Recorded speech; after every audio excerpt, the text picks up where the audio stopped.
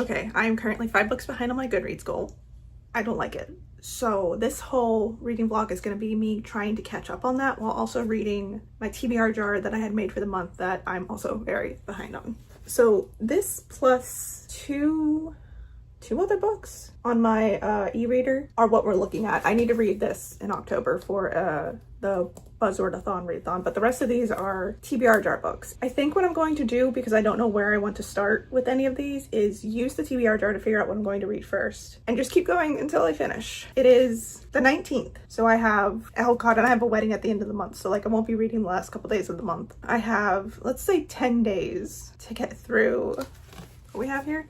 1, 2, 3, 4, 5, 6, 7 books. I don't know if I'm gonna be able to do that. Let's start with one place. I've got my TBR jar, spooky TBR jar with 6. I might do 2 because sometimes I like to tandem read like 2 books at a time. And I am reading other things at the moment, but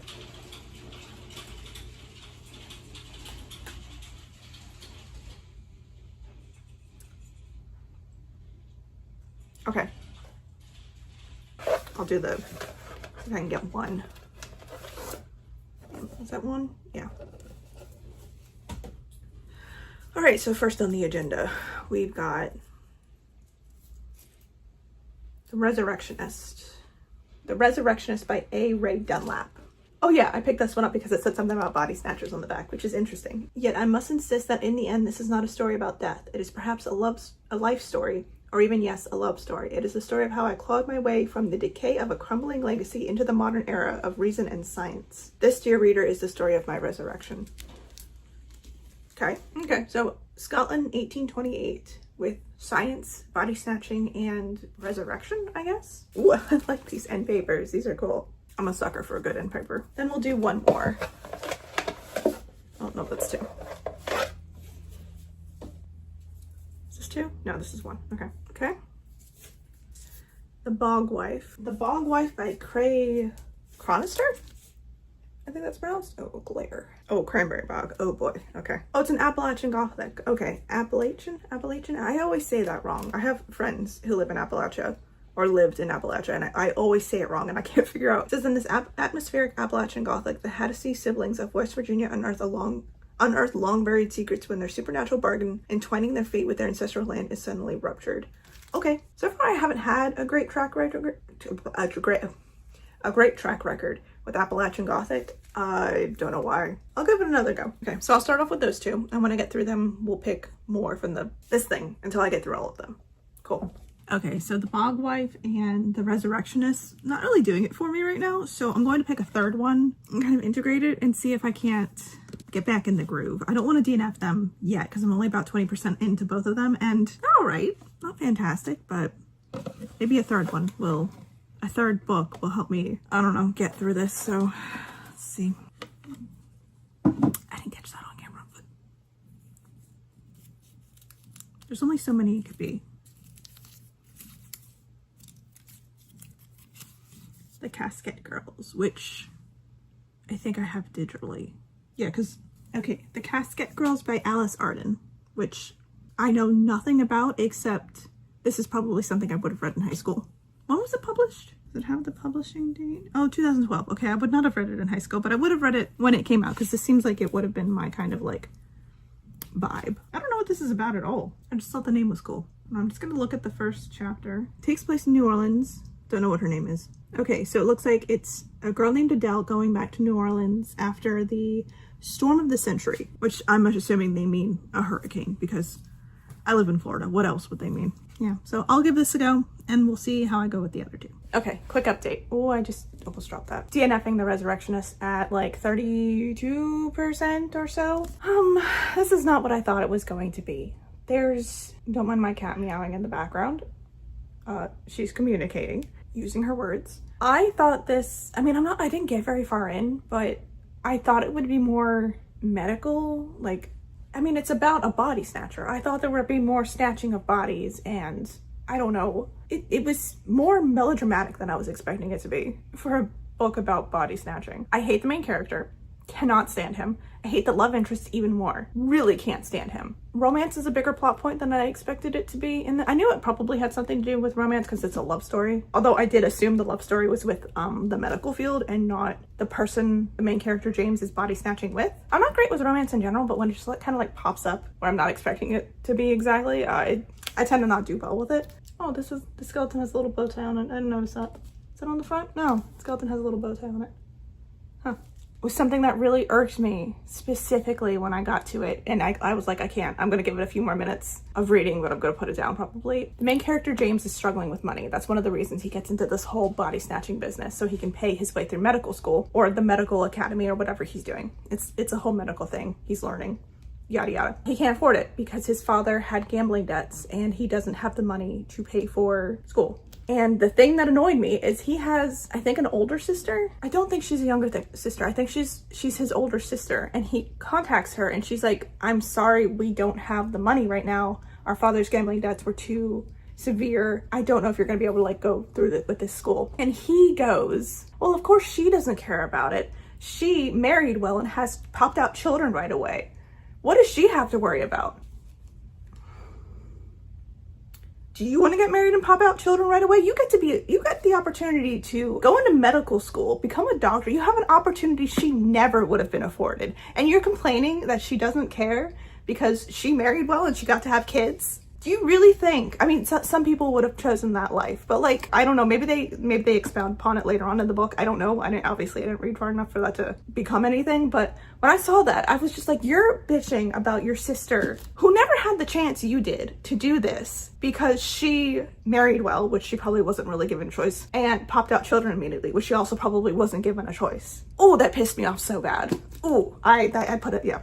I gave it a couple more pages and I was like, He went to meet his supposed love interest. I'm assuming they get together because they've literally been like eye fucking the entire time. No, yeah. The second he was like that about his sister, that pissed me off. Okay. In another flavor of misogyny, the Bog Wife isn't going too badly. It does piss me off that it's a patrilineal descent and like the Bog Wife cannot go to a woman. Like when the idea of it has to be a man and it has to be like a man and a woman goes into folklore, that's where it kind of crumbles for me because you're telling me people actually care about that kind of stuff? I mean, I know it's like religion based and everything, but like I want to read a book about folklore where it doesn't matter the gender of the person. You're gonna get a Bog Wife whether you like it or not. I mean, maybe that'll change as I get farther in, but at the moment I am at the part where the whole family takes care of this bog, Cranberry Bog, and the father is dying. So now the next oldest son, Charlie, is supposed to get his Bog Wife because apparently the whole line, they just get a Bog Wife and they take care of this bog.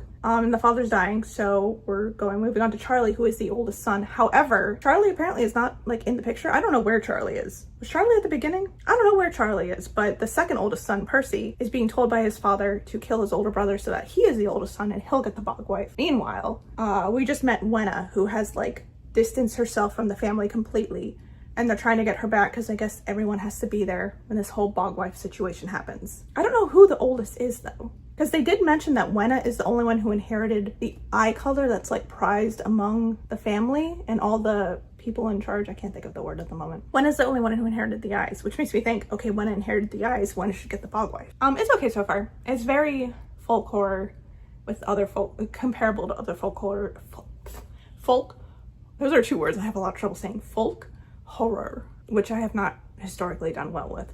I'll keep trying with this. And on a good note, Casquette Girls, going great. I'm not very far in. I'm only 11% in, and this is a 400-page book, so that's like nothing. But I'm really enjoying this. This is reminding me a lot of the books I used to read in high school. And I'm in my Twilight mood at the moment because it's October, and I've seen Twilight like 3 times. I've seen Twilight 3 times this month, and I just watched all the movies with my friends. So like I'm in a Twilight mood, and this is giving Twilight vibes, but humid. It's the same like general vibe where just something strange is happening and she doesn't know what. Our main character Adele has moved back to New Orleans after a hurricane has like ravaged the place. I mean like decimated New Orleans. She's going back with her father to like recover what's going on. She is just encountering a very strange thing. A bird attacks her for some strange reason. She finds a dead body in the road while she's walking around. She finds a dead body and it doesn't look like one from the storm because the storm had happened a month ago at this point. It was like a month ago, something like that. She finds a body. It doesn't look like it came from the storm. It looks fresh. And she's like, what the fuck is this? There's a car to the side, there's a body like on the ground, there's a shutter banging against the house, but there's no breeze. It's like, what the fuck is going on? Yeah, I'm into this one. So far, this one's doing the best. I am going to pick up a third book. Third? One, two, yeah, because I DNF'd Resurrectionist. I'm going to pick up a third book to like slot in between everything else, because I do like to read like little bits of each one as I go. So let me get the thing. Okay, we've got 3 left. One of them is long, and I think 2 of them are short. I'm hoping for a short one, but if I don't get one, I don't get one. 3, right? Yeah, 1, 2, 3. Okay. Let's grab, is this 1? I think this is 1. Yeah, I think this is 1.